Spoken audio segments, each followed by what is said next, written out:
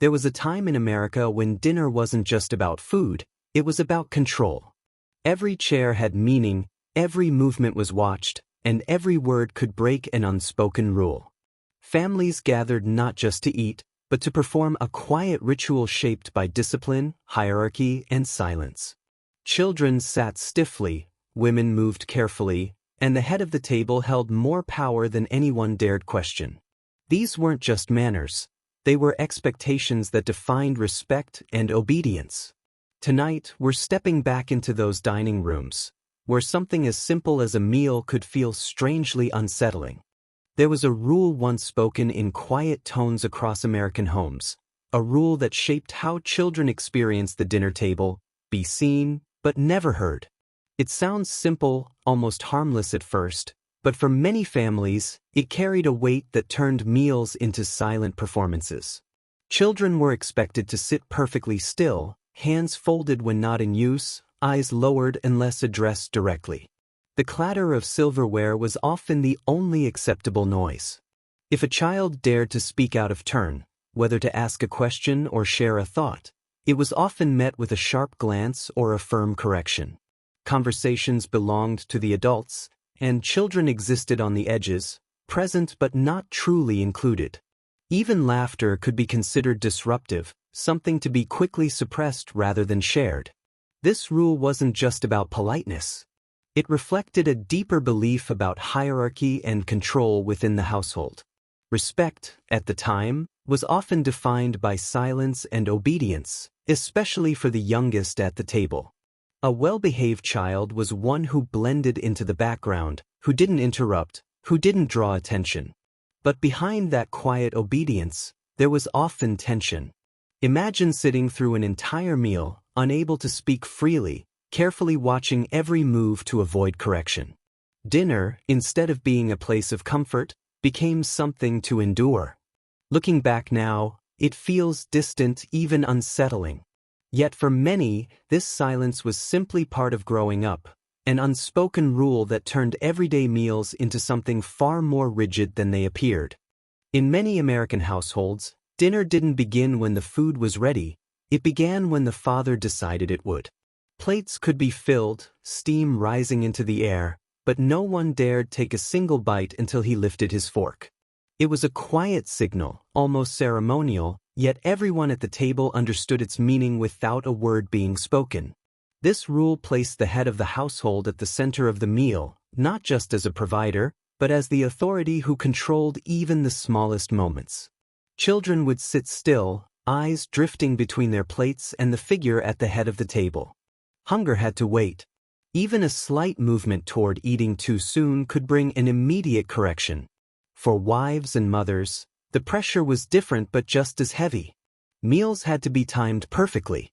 Food couldn't be too hot or too cold, and everything needed to be ready the moment he sat down.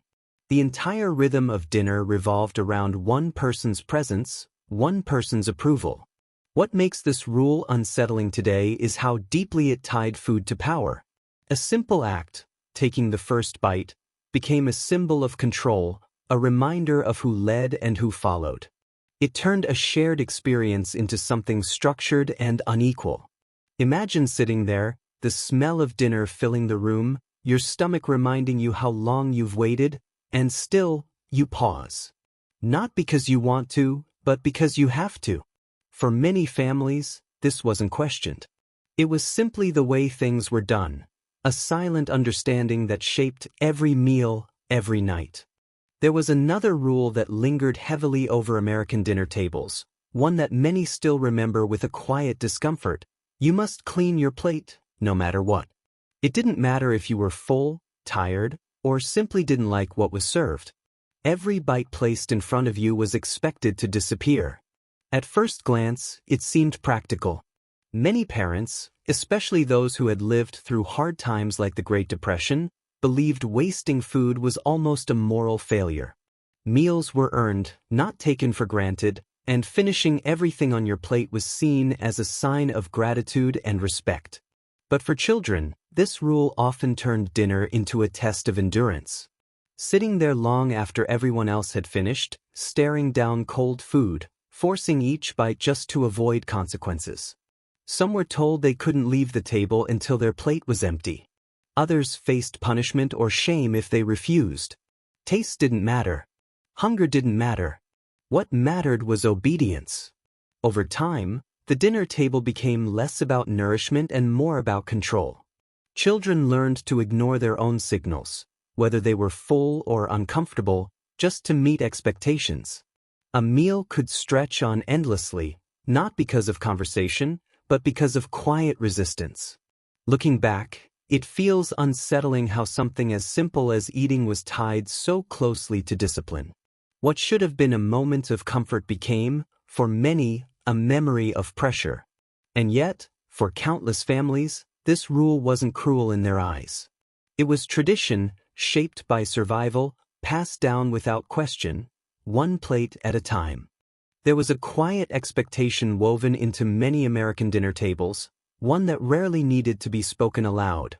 Women served and men sat. It was a rhythm so familiar that it almost felt invisible to those living it. Plates appeared filled, glasses stayed full, and dishes moved in careful cycles, all without the men at the table ever needing to rise. Mothers and daughters often remained in motion while the meal unfolded.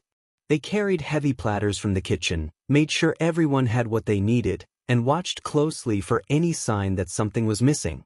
Their own meals were sometimes taken in between these moments, a few bites here and there rather than a chance to sit and eat in peace. Meanwhile, the men remained seated, their role centered around presence rather than participation.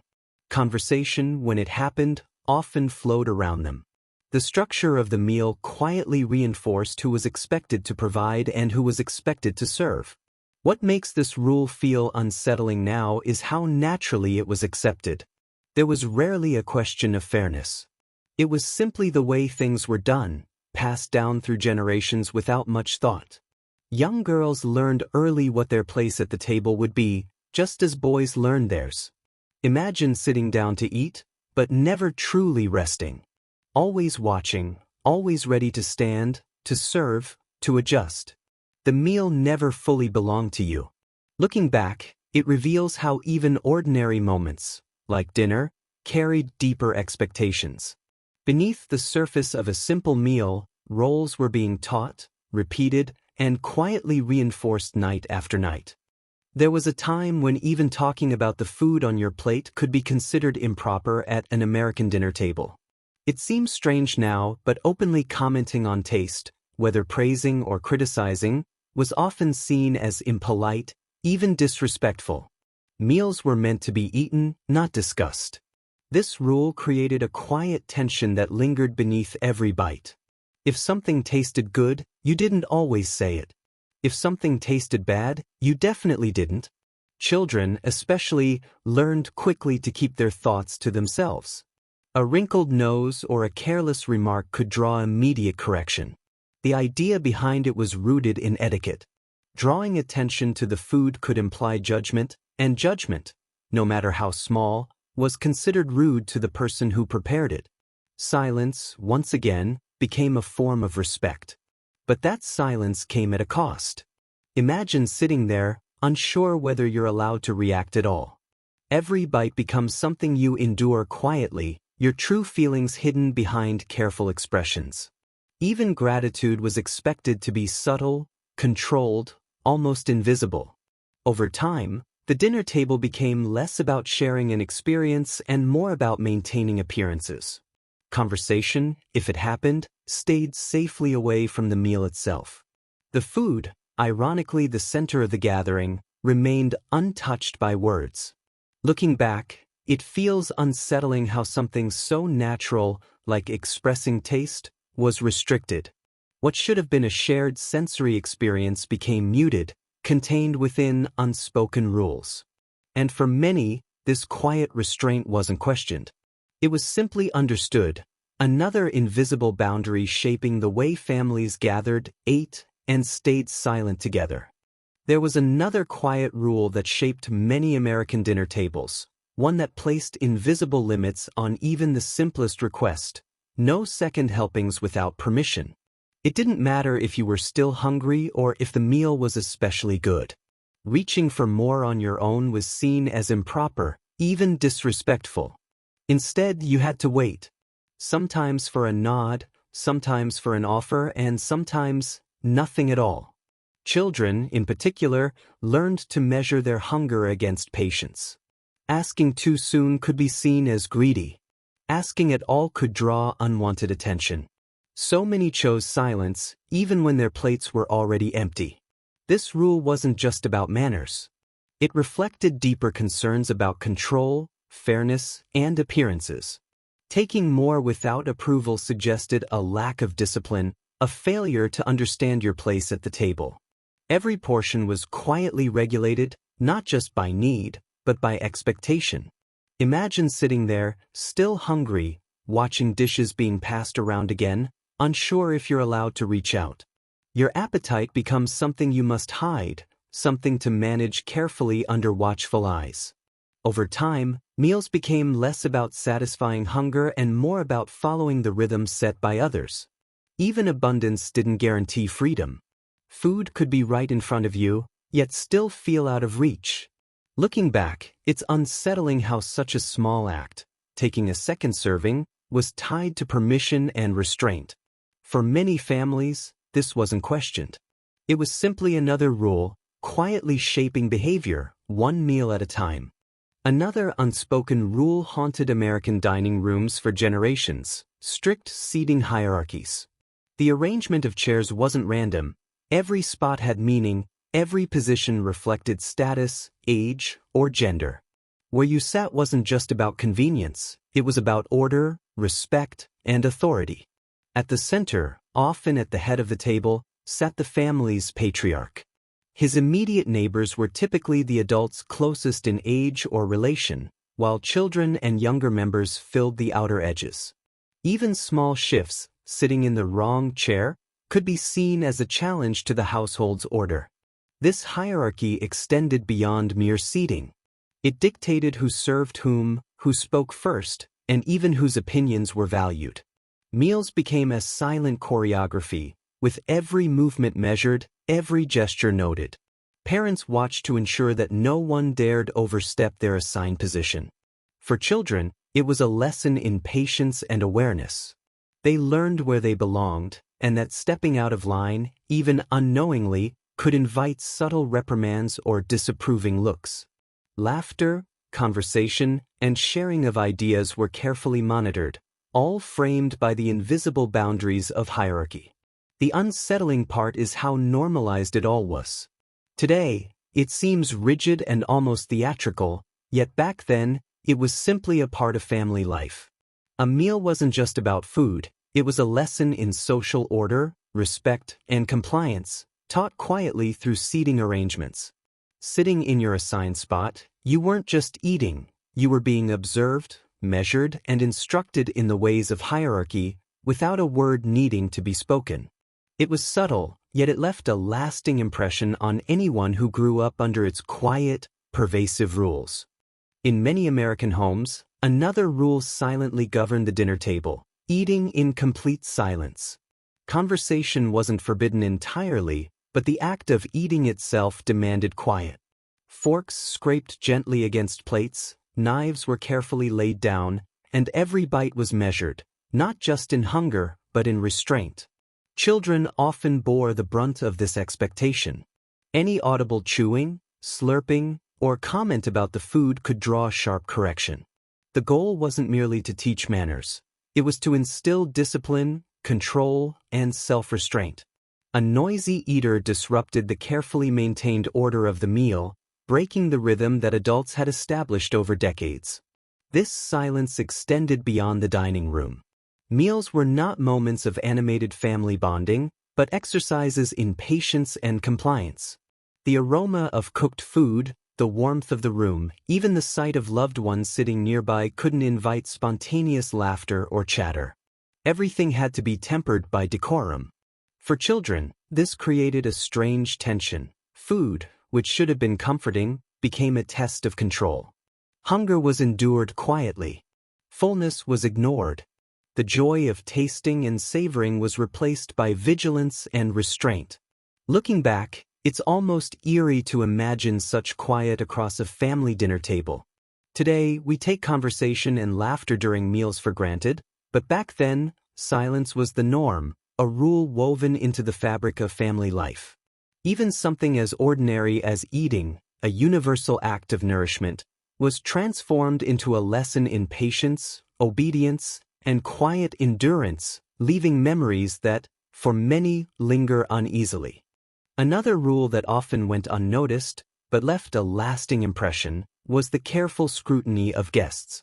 When friends or extended family joined a meal, every movement, word, and glance was observed. Guests weren't just welcomed, they were quietly judged. Hosts watched to see if visitors knew proper etiquette. Did they chew politely? Did they wait their turn? Did they keep their elbows off the table? Even the slightest breach could ripple through the room, a subtle reminder of social expectations.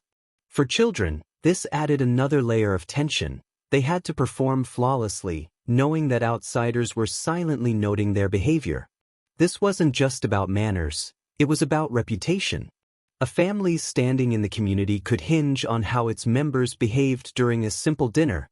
Guests' opinions mattered, and the table became a stage where the household's respectability was constantly reinforced.